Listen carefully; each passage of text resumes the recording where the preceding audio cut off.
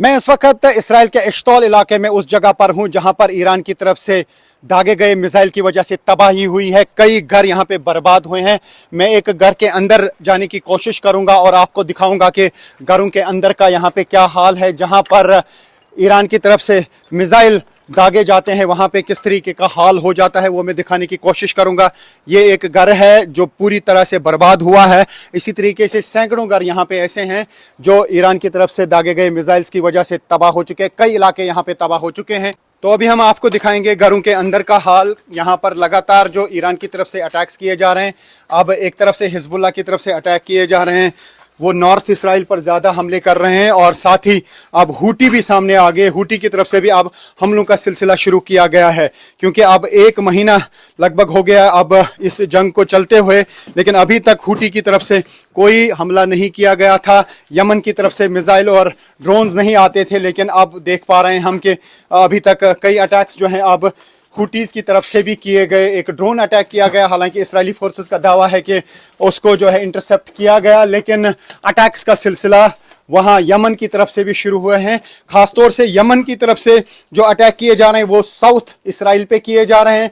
जो हिजबुल्लाह की तरफ से अटैक किए जा रहे हैं वो नॉर्थ इसराइल में किए जा रहे हैं और ईरान की तरफ से पूरे इसराइल पे अटैक्स का सिलसिला जारी है। जगह जगह पे ये हालात अब हमको देखने को मिल रहे हैं, चाहे वो डिमोना का एरिया हो, अराद का एरिया हो या बेत शेमिश का एरिया हो, बीर शेवा का एरिया हो, टेल अवीव के एरियाज़ हो, वहाँ पर इसी तरीके के हालात हम देख पा रहे हैं। और मैं आपको दिखाने की कोशिश करूंगा कि इस घर के साथ साथ जो है बाकी एरियाज में क्या तबाही हुई है। और न्यूज़ 18 इंडिया की टीम लगातार युद्ध क्षेत्र में है, रियल ग्राउंड जीरो पर, और दिखा रहे हैं वो जगह हैं जहां पर ईरान की तरफ से दागे गए बैलिस्टिक मिसाइल्स की वजह से तबाही हो जाती है। हम हर उस स्पॉट पे जाने की कोशिश करते हैं जहां पे ईरान की तरफ से जो मिसाइल अटैक किया जाता है, जो यहाँ पे तबाही होती है, या हिजबुल्लाह की तरफ से जो अटैक्स का सिलसिला जारी है।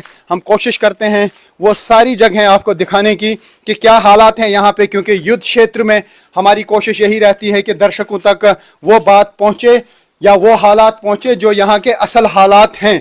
और असल हालात इन्हीं विजुअल्स के ज़रिए आप देख सकते हैं और उनका अंदाज़ा लगा सकते हैं कि यहाँ पे क्या कुछ हो रहा है। मिसाइल अटैक की वजह से घरों की क्या तबाही हो रही है। काफ़ी सारे लोग जो हैं अब इसराइल में भी बेघर हो चुके हैं, ख़ासतौर से वो एरियाज़ जहाँ पे ज़्यादा तबाही हुई है। ये देख सकते हैं आप इस घर का हाल क्या हुआ है। और न्यूज़ 18 इंडिया यहाँ पे लगातार बनी हुई है। एक महीना हो चुका है और जंग का सिलसिला अभी रुकने का नाम नहीं ले रहा है। जंग के हालात बने हुए हैं। पूरा मिडल ईस्ट जो है इस वक्त जंग की लपेट में है और ये हम आपको दिखा रहे हैं वो विजुअल्स जो यहाँ पे इसराइल के हालात हुए हैं ईरान की तरफ से दागे गए मिसाइल्स की वजह से। यहाँ पे इन घरों में सब कुछ बर्बाद हो जाता है, सब कुछ तबाह हो जाता है। जो ये पिक्चर्स हैं ये उस तबाही के हैं जो ईरान की तरफ से इस इश्तौन एरिया में जो है ये मिसाइल दागा गया है।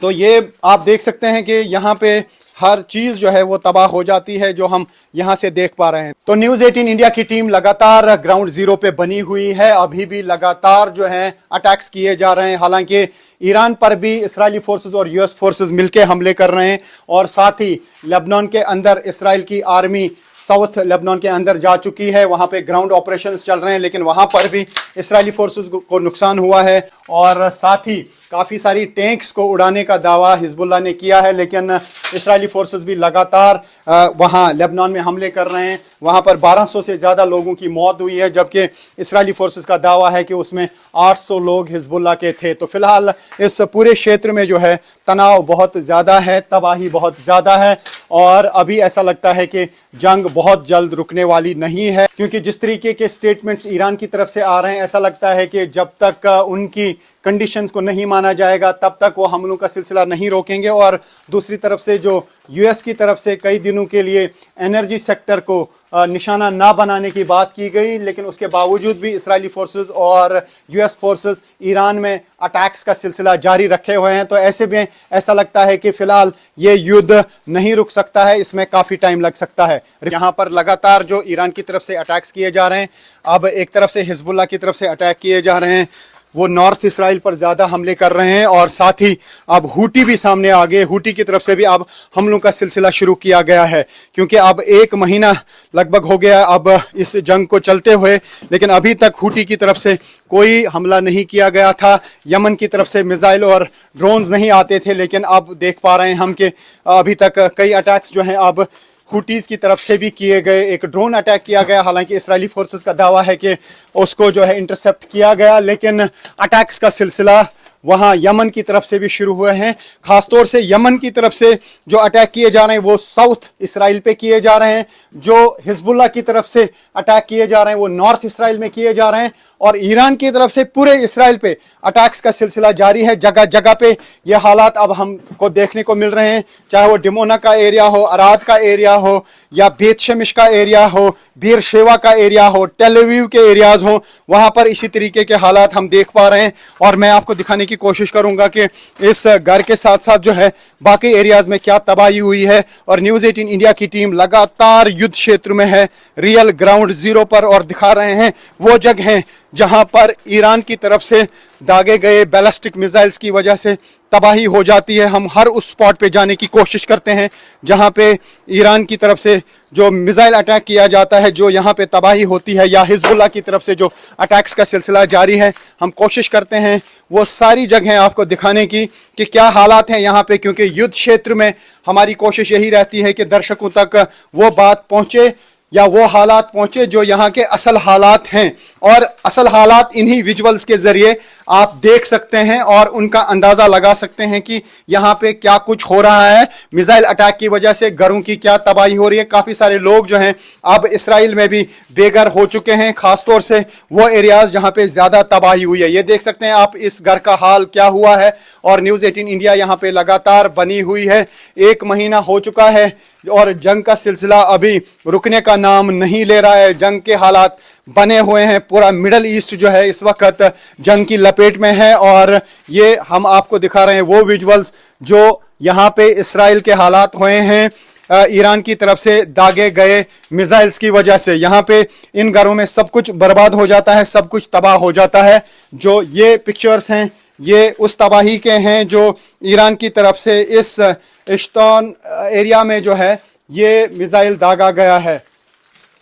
तो ये आप देख सकते हैं कि यहाँ पे हर चीज़ जो है वो तबाह हो जाती है जो हम यहाँ से देख पा रहे हैं। तो न्यूज़ 18 इंडिया की टीम लगातार ग्राउंड जीरो पे बनी हुई है, अभी भी लगातार जो है अटैक्स किए जा रहे हैं। हालांकि ईरान पर भी इस्राएली फोर्सेस और यूएस फोर्सेस मिलकर हमले कर रहे हैं, और साथ ही लेबनान के अंदर इसराइल की आर्मी साउथ लेबनान के अंदर जा चुकी है, वहाँ पे ग्राउंड ऑपरेशंस चल रहे हैं, लेकिन वहाँ पर भी इस्राएली फोर्सेस को नुकसान हुआ है। और साथ ही काफ़ी सारी टैंक्स को उड़ाने का दावा हिजबुल्लाह ने किया है, लेकिन इस्राएली फोर्सेस भी लगातार वहाँ लेबनान में हमले कर रहे हैं। वहाँ पर 1200 से ज़्यादा लोगों की मौत हुई है, जबकि इस्राएली फोर्सेस का दावा है कि उसमें 800 लोग हिजबुल्लाह के थे। तो फिलहाल इस पूरे क्षेत्र में जो है तनाव बहुत ज़्यादा है, तबाही बहुत ज़्यादा है, और अभी ऐसा लगता है कि जंग बहुत जल्द रुकने वाली नहीं है, क्योंकि जिस तरीके के स्टेटमेंट्स ईरान की तरफ से आ रहे हैं, ऐसा लगता है कि जब तक उनकी कंडीशंस को नहीं माना जाएगा तब तक वो हमलों का सिलसिला नहीं रोकेंगे। और